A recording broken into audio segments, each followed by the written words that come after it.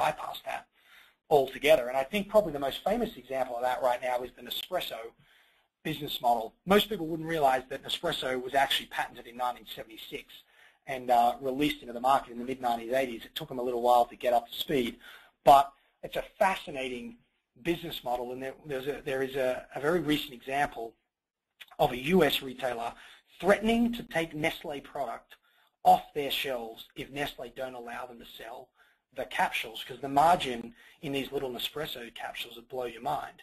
Now, there's a whole story around how they came up with that and their willingness to hold the nerve and keep it strong. What I like about it is it's Nestle taking ownership of, in some level, of building a more intimate relationship with their customers and a relationship over which they have more control and, in many ways, control over pricing and margin as well. And, you only have to look around Sydney and Melbourne to see just how successful Nespresso as a model has been. And I'm trying to move through these examples pretty quick for you to get a really kind of strong sense of the different variations on this intimacy theme that we started to see.